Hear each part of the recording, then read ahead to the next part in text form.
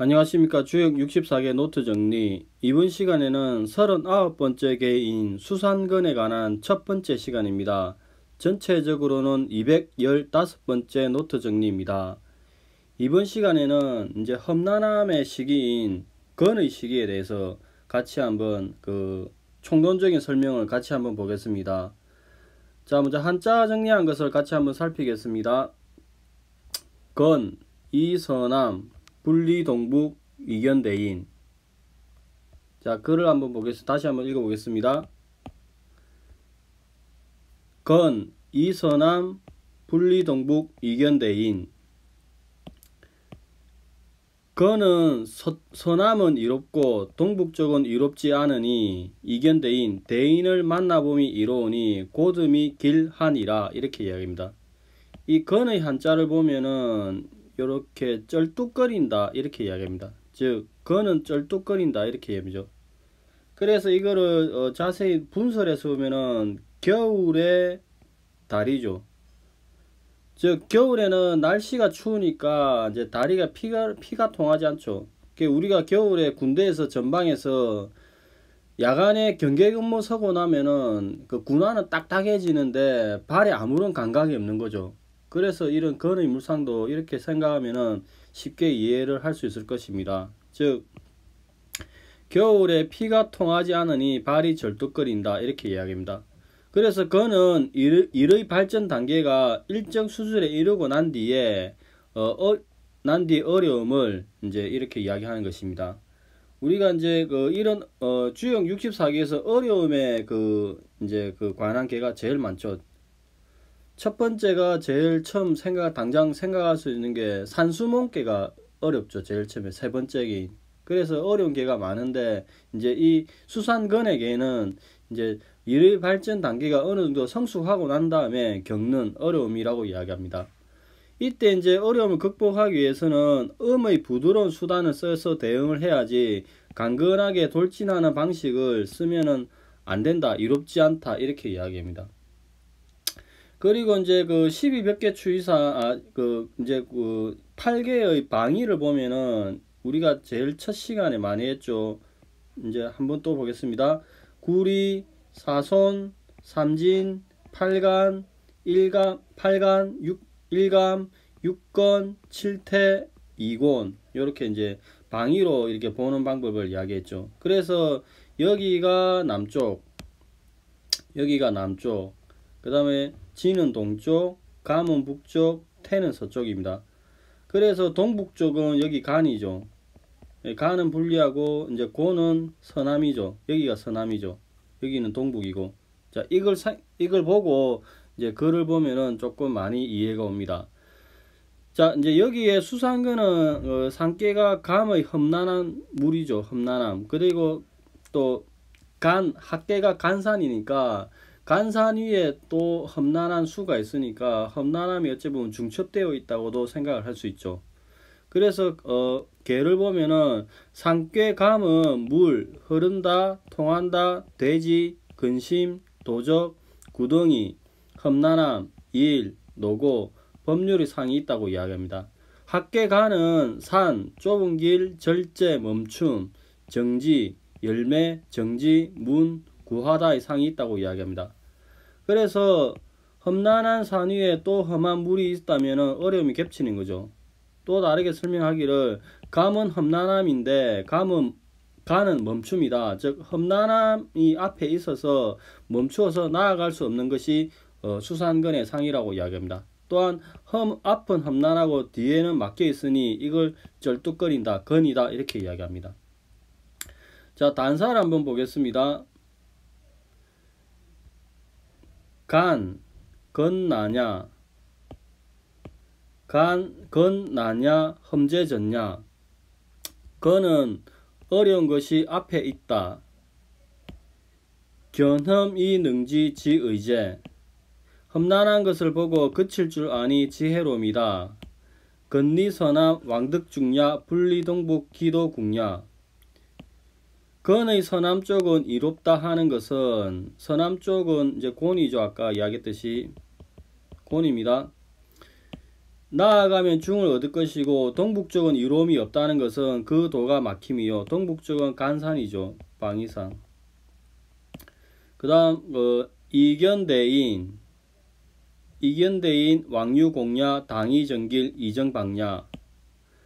대인을 만나는 것이 이롭다는 것은 가면 공이 있음이요. 자리가 마땅하고 길함은 나라를 바르게 할 수 있는 것이니 건시시용 대의제. 건의 때와 사용함이 크도다. 이렇게 이야기합니다. 자, 대상전을 한번 읽어보겠습니다. 산상유수건 군자의 반신수덕.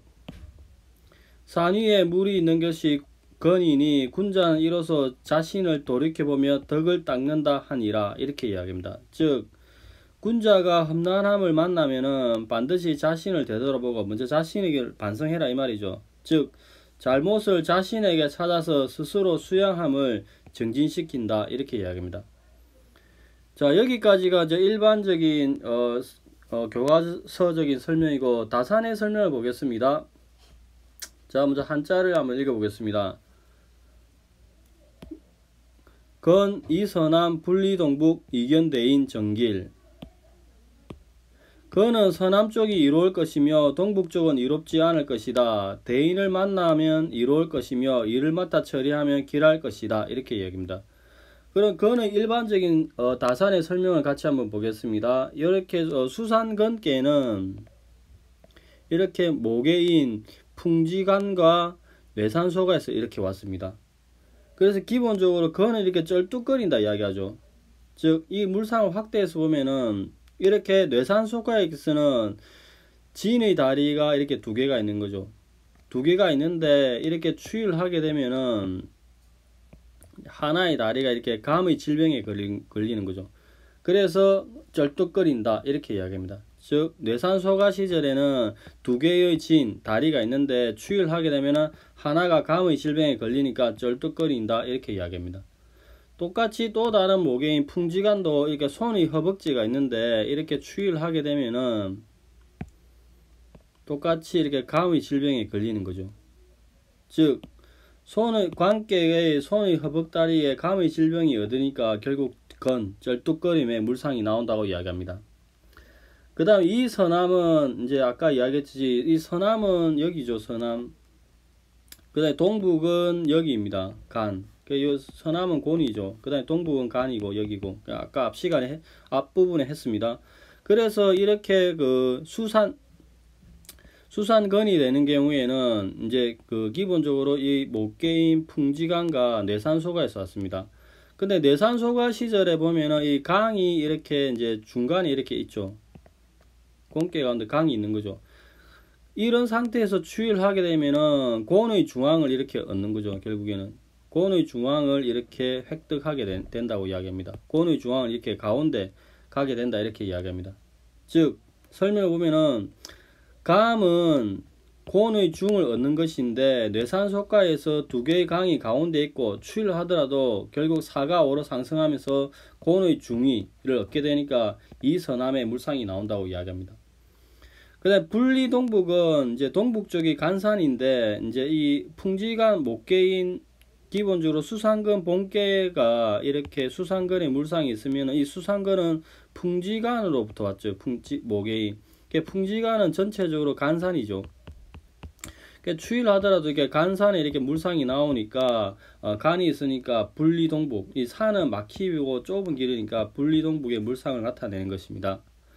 그 다음 이견대인은 군주를 대인을 봄이 마땅하다고 이야기하는데 이 이제 수산건의 본상은 또 다른 본래 모계인 풍지간과 또 다른 모계인 뇌산소가에서 왔죠. 이 뇌산소가는 학계가 이제 간산인데 뒤집어진 진이죠.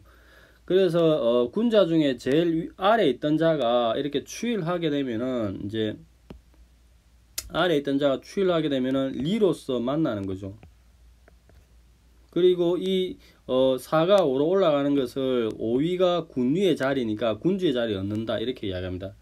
즉 4가 5로 내산소가에서 4가 5로 올라가니까 군주의 자리였는데 이 군주는 내산소가 시절에는 제일 아래에 있던 자였습니다. 이렇게 추이를 하다 보니까 리로서 상견례를 하고 상견례를 하고 만나니까 결국 이견대인의 물상이 나온다고 이야기합니다.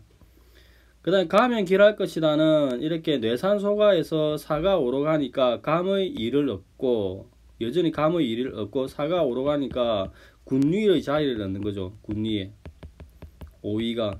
그래서 이제 일을 맡아 처리하면 길하다 이렇게 이야기입니다.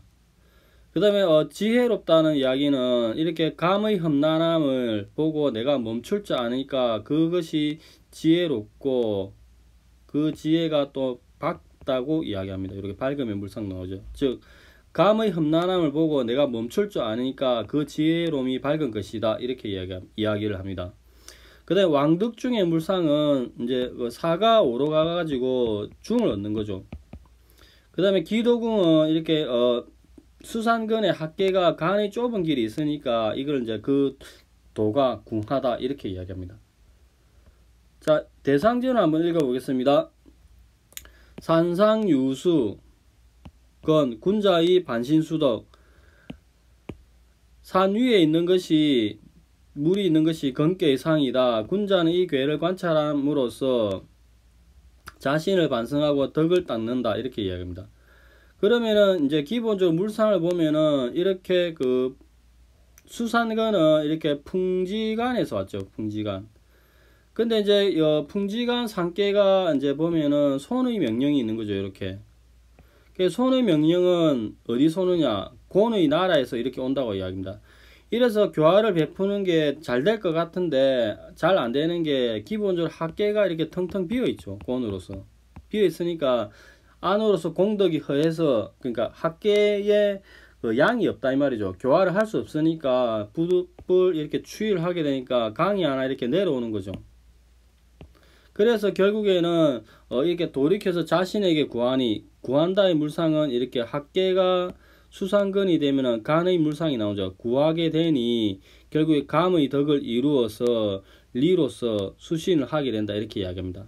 즉 설명을 보면은 풍지관계 시절에 손의 명령이 곤의 나라에서 나오는데 그렇게 하면은 교화를 베푸는 것이 되나 그런데 오래 되지 않아서 안으로 학계가 그 중지 그 토지로서 공허한 비어 있음이 되니까 학계가 양이 없는 상태에서 교화가 쉽게 할 수 없으니 그래야 해서 6이 3으로 내려오게 되니까 학계가 간삼 수상근에 그 학계가 간산이니까 구함의 물상이 나온 거죠. 이렇게 되니까 결국에는 이제 여기에 감의 수신, 감의 덕이 있고 이제 여기 보면 감의 덕이 이렇게 있고 그 다음에 리로서 수신을 하니 결국에는 이제 설명해 보면은 감의 덕과 리의 수신함이 있으니 반신수덕의 물상이 나온다고 이야기합니다.